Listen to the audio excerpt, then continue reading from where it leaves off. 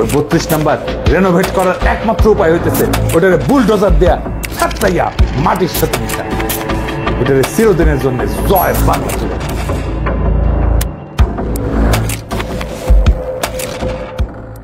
ঈদ মোবারক। বাংলাদেশের সংগ্রামী ছাত্র জনতাকে আমার অভিবাদন। ফ্যাসিবাদের আতুর ঘর ধানমন্ডি 32 নাম্বার মাটির সাথে মিশা দেওয়া হয়েছে বুলডোজার দিয়া। শুধু ধানমন্ডি 32 নাম্বার না, সারা দেশে সিলেটে, খুলনায়, বরিশালে নানা জায়গায় ফ্যাসিস্টদের সহযোগীদের স্থাপনা গুড়ায় দেওয়া হয়েছে। এই সপ্তাহ ধরে চলুক ফ্যাসিবাদের চিহ্ন মুছার পালা। Bangabandhu Sheikh Mujib medical university, school college মাদ্রাসায় শেখ রাসেল বা শেখ কামাল কম্পিউটার ল্যাব, সুলতানা কামাল, শেখ মুজিব, শেখ কামাল, ফজিলাতুন্নেসা মুজিব নামাঙ্কিত যে কোনো স্থাপনা, বঙ্গবন্ধু নামাঙ্কিত স্থাপনা, শেখ হাসিনা বার্ন হাসপাতাল, যেখানে শেখ পরিবারের নাম দেখবেন সেই স্থাপনার নাম ফলক সাইনবোর্ড খুলে ফেলবেন, জয় বাংলা করে দেবেন। আমি এই দিনটার স্বপ্ন দেখতাম। আমি জিটিভির লাইভে বলছিলাম আমার স্বপ্নে দেখা আগামীর বাংলাদেশে ধানমন্ডি 32 নাম্বার নাই। যেমন ধরেন আমার ইমাজিনেশনে আগামীর বাংলাদেশে আওয়ামী লীগ থাকবে না, আওয়ামী লীগ দলই থাকবে না। আগামীর বাংলাদেশে ধানমন্ডি 32 নাম্বার থাকবে না, ওইটা মাটির সাথে মিশে যাবে। আমি কয়েকদিন আগের এপিসোডে বলছিলাম এই ধানমন্ডি 32 নাম্বার গুড়ায় দিতে হবে বুলডোজার দিয়া। শুনেন, 32 নাম্বার শব্দটা একটা অভিশপ্ত শব্দ। 32 নাম্বার বাংলাদেশের ফ্যাসিবাদের আতুর ঘর। ওই 32 নাম্বারের প্রত্যেকটা ইটের গায়ে লেখা আছে মজলুমের হাহাকার, আমার নিখোঁজ হওয়া ভাইয়ের নাম, হাসিনা মুজিবের শাসনে বন্দুকের গুলিতে সেলাই হয়ে যাওয়া হাজার হাজার শহীদের নাম। ওই 32 নাম্বার রেনোভেট করার একমাত্র উপায় হইতেছে ওটারে বুলডোজার দেয়া ফাটলাইয়া মাটির সাথে মিশায় দেওয়া, ওটারে চিরদিনের জন্য জয় বাংলা করে দেওয়া। ওই কাজ আমরা করব, একদিন করব, আজ না হোক কাল করব। ওইটা রেনোভেট যে করতে আসবে তারও সানডে মানডে ক্লোজ করে দিব। ইনকিলাব জিন্দাবাদ। 5ই আগস্ট যেইভাবে আসছিল অকস্মাৎ, ঠিক সেইভাবে 6 মাসের মাথায় আর একটা অপ্রত্যাশিত ইতিহাস রচিত হলো। ধানমন্ডি 32 নাম্বার ধুলিস্যাৎ হয়ে গেছে। এইটা সাহেব পার্টি সং হবে, পার্টি সং। ভিডিও দেখান যে কেমনে জয় বাংলা হইতেছে। যদিও এই ভিডিওটা রেকর্ড করার সময় আধা ভাঙা হয়েছিল, আশা করি সকালে একেবারে পরিষ্কার হয়ে গেছে। সত্যি কথা বলতে কি, আমি নিজেও আশা করি নাই ধানমন্ডি 32 নাম্বার আসলেই মাটির সাথে মিশা দেওয়া যাবে, কিন্তু গেছে। এর রাজনৈতিক তাৎপর্য অপরিসীম। এর অর্থ এইটাই, বিপ্লবের আগুন এখনো নেভে নাই। আমাদের ফ্যাসি বিরোধী জাতীয় ঐক্য এখনো সজীব আছে।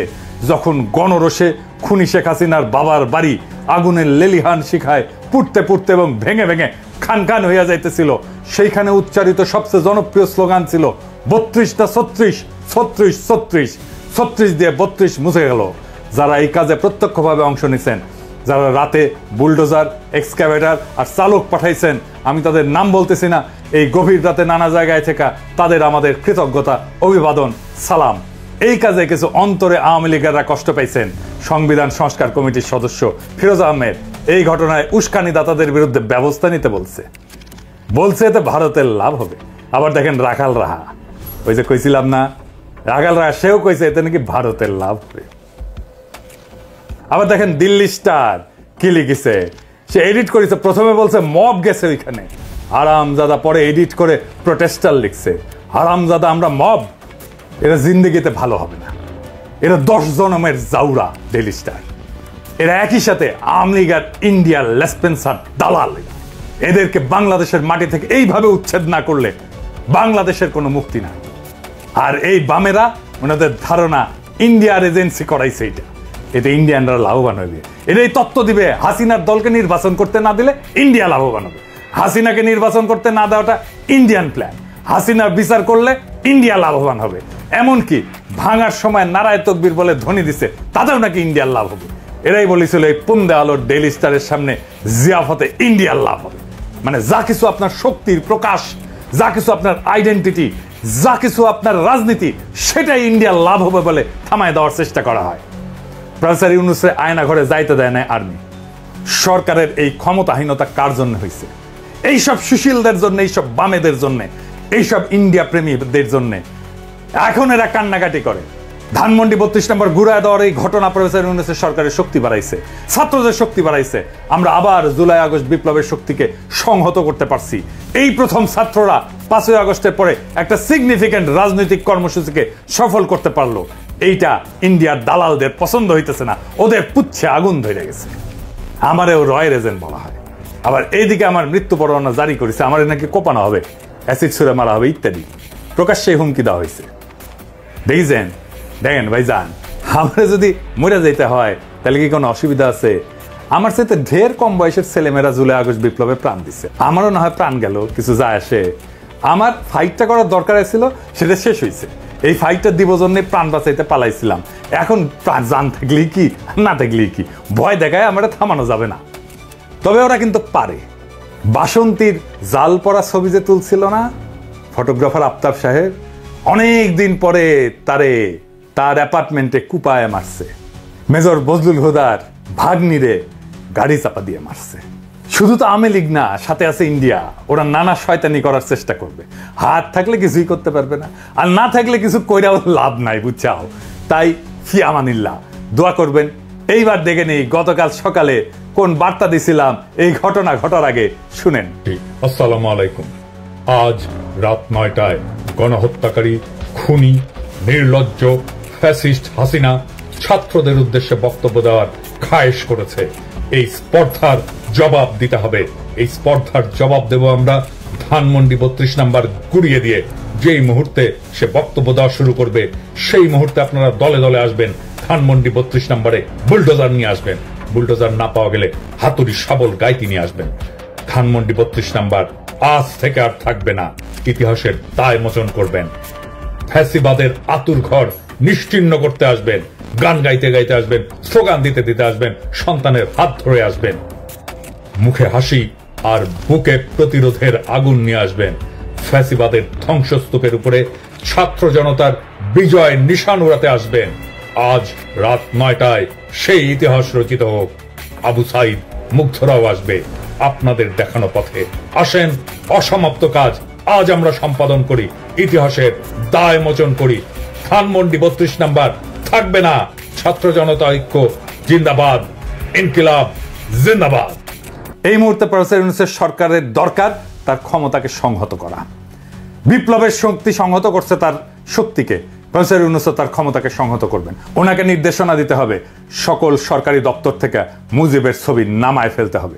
সেনাপ্রধানের দপ্তর সহ আমরা দেখছি সেনাপ্রধানের দপ্তরে মুজিবের ছবি পিছনে এখনো জল করতেছে। যে আয়নাঘর ভিজিট করতে পারেন নাই প্রফেসর ইউনূস, সেই আয়নাঘরে অবিলম্বে ভিজিটে যাইতে দিতে হবে। আমাদের এক নতুন পর্যায়ে শুরু হইল। ফ্যাসিস্ট চিহ্নের মূলোৎপাটনের প্রেক্ষাপটে জুলাই গণ অভ্যুত্থানের নতুন ঘোষণা, জেগে ওঠো নতুন বাংলাদেশ। জুলাই গণ অভ্যুত্থানের ফ্যাসিস্ট আওয়ামী লীগ শক্তির পতনের দিন 5ই আগস্টের মতো আজকেও গণ অভ্যুত্থানের একটা বিশেষ দিন। বাংলাদেশের দেশপ্রেমিক বিপ্লবী জনতা আবার রাখছে। এর মধ্য দিয়ে জুলাই গণ অভ্যুত্থানের প্রথম ধাপ পূরণ হইল। এখনই সময় গণ অভ্যুত্থানকে সফল করার জন্য সুচিন্তিতভাবে দ্বিতীয় ধাপে আগায় নিয়ে যাওয়া। তাই বিশেষ এই ঐতিহাসিক মুহূর্তে দেশ, জাতি, সাধারণ মানুষের স্বপ্ন আকাঙ্ক্ষা পূরণে লড়াইরত মানুষের সামিল হিসাবে আমার সকল রাজনৈতিক, অরাজনৈতিক বন্ধু, মঙ্গলাকাঙ্ক্ষী, সহযোদ্ধা, সকল দেশপ্রেমিক মানুষের কাছে এই ঘোষণা হাজির করতেছি।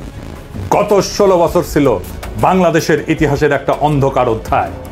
এই সময় ছিল একটা নির্মম ফ্যাসিবাদী শাসনের উত্থান, যা আমাদের গণতান্ত্রিক অধিকারগুলোকে ধ্বংস করছে, একে একে আমাদের কণ্ঠরোধ করছে এবং জাতিকে এক শঙ্কাময় অবস্থায় ঠেলে দিছে। ফ্যাসিস্ট হাসিনার নেতৃত্বে অবৈধ সরকার ক্ষমতার মোহে অন্ধ হইয়া আমাদের গণতন্ত্রের ভিত্তি ধ্বংস করছে, রেখে গেছে অত্যাচার, দুর্নীতি, জুলুম আর মানবাধিকার লঙ্ঘনের চিহ্ন। উন্নয়নের বুলি আর সন্ত্রাসবাদের বিরুদ্ধে লড়াইয়ের নাম কইরা হাসিনার ফ্যাসিবাদী সরকার এমন আইন প্রণয়ন করছিল যা আমাদের বাক স্বাধীনতা, সমাবেশ, সংগঠনের অধিকার কেড়ে নিছিল। বাংলাদেশকে পরিণত করছিল একটা ক্লাসিক ফ্যাসিস্ট রাষ্ট্রের ক্লাসিক উদাহরণে। ভিন্ন মতকে নির্মমভাবে দমন করা হয়েছে, সাংবাদিকদের মুখ বন্ধ করা হয়েছে এবং রাজনৈতিক বিরোধীদের অপহরণ করা হয়েছে, কারাবন্দী করা হয়েছে, হত্যা করা হয়েছে, দেশ ছাড়া করা হয়েছে। আইন শৃঙ্খলার পরিবর্তে দেশ পরিচালিত হয়েছে এক নায়ক হাসিনা এবং তার মাফিয়া চক্রের ইচ্ছা মতো। আর বিচার ব্যবস্থা পরিণত হয়েছিল প্রহসনে। তার শাসন আমলে দুর্নীতি ফুলে ফেঁপে উঠছিল, যেখানে সরকারি কর্মকর্তারা জনগণের সম্পদ লুইটা নিজেদের পকেট ভরিছে, জনগণের সেবা অবহেলিত হয়েছে, অর্থনীতি স্থবির হয়ে পড়ছে এবং দারিদ্র আরো গভীর হয়েছে। অগণিত বাংলাদেশি নাগরিক তাদের জীবিকা নির্বাহে হিমশিম খাইছে। বাংলাদেশকে তৈরি করে ফেলা হয়েছিল ভারতের নয়া উপনিবেশে। বাংলাদেশের বাজারকে উন্মুক্ত করে দেওয়া হয়েছিল ভারতের লুটপাটের জন্য। 1947 সালে ভারতের পাশাপাশি পাকিস্তান এবং বাংলাদেশ একীভূত রাষ্ট্রীয় কাঠামোয় উপনিবেশ থেকে স্বাধীন হওয়ার পর থেকে পাকিস্তানের বিরুদ্ধে বাংলাদেশের মানুষদের উপর অর্থনৈতিক এবং সামাজিক শোষণের প্রতিবাদ শুরু হয়। তখন থেকে শেখ মুজিবের রাজনীতি ছিল ক্ষমতার হিস্সা আদায়ের। বাংলাদেশের সাধারণ মানুষদের অর্থনৈতিক এবং সামাজিক বৈষম্যের কথা মুখে বললেও শেখ মুজিব কিংবা আওয়ামী লীগ কখনোই সাধারণ মানুষের অধিকার আদায়ের রাজনীতি করে নাই। তারা সবসময় ক্ষমতা চাইছে। পাকিস্তানি কর্তৃপক্ষের বদলে নিজেরা বাংলাদেশের মানুষের উপরে শোষণ চালানোর মালিকানা চাইছে। সেই জন্য শেখ মুজিব বারবার ক্ষমতা বসতে চাইছে। 1971 সালে বাংলাদেশের সাধারণ মানুষ যখন অর্থনৈতিক, সামাজিক এবং বৈষম্য অবসানের জন্য, নিজেদের মানবিক অধিকার প্রতিষ্ঠার জন্য, সাম্যের জন্য মুক্তিযুদ্ধে অংশগ্রহণ করে, তখন আওয়ামী লীগরা ভারতে বৈশা পাকিস্তানিদের হটায় নিজেরা ক্ষমতা বসার নীল নকশা তৈরি করে ভারতের সাথে বৈশা। স্বাধীনতার পরপর আওয়ামী লীগ তাই করে। বাংলাদেশে পাকিস্তানি স্বৈরাচার যা করছিল, পাকিস্তানি স্বৈরাচারের পরিবর্তে আওয়ামী স্বৈরাচার কায়েম হয়। আওয়ামী নির্যাতন, শোষণ, খুন, রাজধানী দর্শন, লুটতরাজে পাকিস্তান আমলের চেয়ে খারাপ অবস্থা তৈরি হয়। মুক্তিযুদ্ধের সুফল মানুষ ভোগ করতে পারে নাই। ফলে মুক্তিযুদ্ধকে ব্যর্থ করার মূল হোতা হলো আওয়ামী লীগ নিজেই। আওয়ামী লীগ হলো মুক্তিযুদ্ধকে নস্যাৎ করার মূল শক্তি। 1971-এর আসল রাজাকার, অথচ জোর কইরা ইতিহাস লিখে মানুষের গলা টিপে ধরা এতদিন ধরে নিজেকে মুক্তিযুদ্ধের পক্ষের শক্তি, মুক্তিযুদ্ধের মালিক হিসেবে চালায় আসছে। 2009 সালে ক্ষমতায় আসার পর আওয়ামী লীগের ভয়ঙ্কর দানব চেহারা আবার বাইর হয়ে পড়ে। বিপুল লুটতরাজ, চুরি, ডাকাতি, বিরোধী মতের লোকদের খুন খারাপি, দর্শন, গুম সবই শুরু হয়। তাদের 16 বছরের শাসন বাংলাদেশের মানুষের উপরে ভয়াবহ গজবের মতো নাইমা আসে এক অন্ধকারের জাহেলিয়াত। এই অপশক্তির 71 বিরোধী চেহারা, গণবিরোধী রূপ এখন পরিষ্কার। আজ এই বিশেষ পরিস্থিতিতে আওয়ামী লীগকে বাংলাদেশ বিরোধী শক্তি ঘোষণা করতেছি। সকল দেশপ্রেমিক শক্তির প্রতি আহ্বান জানাচ্ছি, বাংলাদেশ বিরোধী এই দানবের অস্তিত্ব, সকল চিহ্ন, সকল প্রতীক নির্মূল করুন। যারা আওয়ামী লীগের পক্ষে দাঁড়াবে তাদের চিহ্নিত করুন, প্রতিহত করুন। বাংলাদেশের মাটিতে বাংলাদেশ বিরোধী অপশক্তি আওয়ামী লীগের জায়গা নাই। যারাই আওয়ামী লীগের পক্ষে দাঁড়াবে তাদেরকেই প্রতিরোধ করুন, প্রতিহত করুন। গণহত্যাকারী ফ্যাসিস্ট হাসিনা ও তার শাসনের যাবতীয় রাষ্ট্রযন্ত্র, বর্তমান প্রশাসন, সেনা, পুলিশ, বিভিন্ন সরকারি সংস্থায় ঘাপটি মেরে বসে থাকা দেশদ্রোহী আওয়ামী দালাল 2024-এর গণ অভ্যুত্থান নস্যাৎকারী দুর্বৃত্তদেরকে চিহ্নিত করার নিমিত্তে ট্রুথ অ্যান্ড রিকনসিলিয়েশন কমিশন গঠন করতে হবে এবং তার মাধ্যমে সেসব অপরাধীদের বিচার এবং শাস্তি নিশ্চিত করতে হবে। অতি সত্বর সংবিধানের মূলনীতির প্রশ্নে গণভোটের আয়োজন করতে হবে এবং সব স্টেক হোল্ডারদের সাথে আলাপ আলোচনা করে এসব কাজ করার উপযোগী সরকার গঠনের জন্য ডাক দিতে হবে। যেসব হাজারো শহীদ তাদের জীবন উৎসর্গ করছেন এই অত্যাচারী শাসনের বিরুদ্ধে লড়াইয়ে, তাদের আত্মত্যাগ ব্যর্থ হইতে দেওয়া যাবে না। এখন আমাদের সুযোগ আসছে একটা নতুন বাংলাদেশ গড়ার, একটা বাংলাদেশ যা হবে স্বাধীন, ন্যায়ভিত্তিক, সমৃদ্ধ। আমাদের গণ অভ্যুত্থানের প্রথম ধাপ সফল হয়েছে। ফ্যাসিস্ট শেখ হাসিনা আর তার সন্ত্রাসী সংগঠন আওয়ামী লীগকে ক্ষমতা থেকে উৎখাত করা হয়েছে। বিদ্যমান সংবিধান 36 জুলাই গণ অভ্যুত্থানের মাধ্যমে শূন্যতায় পরিণত হয়েছে। এই ঘোষণাই হবে নতুন শাসন ব্যবস্থা এবং রাষ্ট্র পরিচালনার ভিত্তি। এখন দ্বিতীয় ধাপে আমাদের কাজ হইল সামাজিক ন্যায় বিচার, সাম্য এবং মানবাধিকারের ভিত্তিতে একটা নতুন দেশ গড়া। এর জন্য প্রয়োজন বর্তমান সরকারকে আরো বেশি অন্তর্ভুক্তিমূলক, আরো বেশি সম্প্রসারিত এবং প্রয়োজনে বিভিন্ন রাজনৈতিক দল, পেশাজীবী, ছাত্র জনতার প্রতিনিধিত্ব এবং অংশগ্রহণের ব্যবস্থা করা, যাতে জুলাই অভ্যুত্থানের সাথে থাকা সকল শক্তিকে একসাথে নিয়ে অভ্যুত্থানের জন আকাঙ্ক্ষা বাস্তবায়ন নিশ্চিত করা যায়। সামরিক বাহিনীর উপরে অন্তর্বর্তীকালীন সরকারের পূর্ণ কর্তৃত্ব নিশ্চিত করতে হবে। ভারতপন্থী দুর্বৃত্ত জেনারেলদের সেনাবাহিনী থেকে বহিষ্কার করতে হবে। আসেন আমাদের শহীদদের স্মৃতি শ্রদ্ধার সাথে ধারণ করে এমন একটা বাংলাদেশ গড়ি যেখানে বৈষম্যহীন সমাজ ব্যবস্থা প্রতিষ্ঠিত হবে। একটা দেশ যেখানে প্রত্যেক নাগরিক তাদের বিশ্বাস যাই হোক না কেন, পটভূমি যাই হোক না কেন, ধর্ম যাই হোক না কেন, মর্যাদা এবং সম্মানের সাথে বিবেচিত হবে, যা বাংলাদেশের জনমানুষের সঠিক ঐতিহাসিক বিকাশ এবং সাংস্কৃতিক সিলসিলা ধারণ কইরা বিশ্ব মানবের অগ্রযাত্রায় সামিল হবে।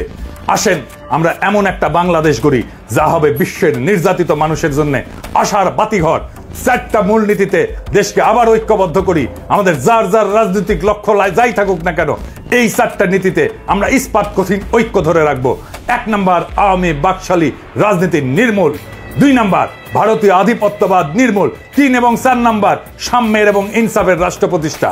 জুলাই গণ অভ্যুত্থান জিন্দাবাদ, ইনকিলাব জিন্দাবাদ।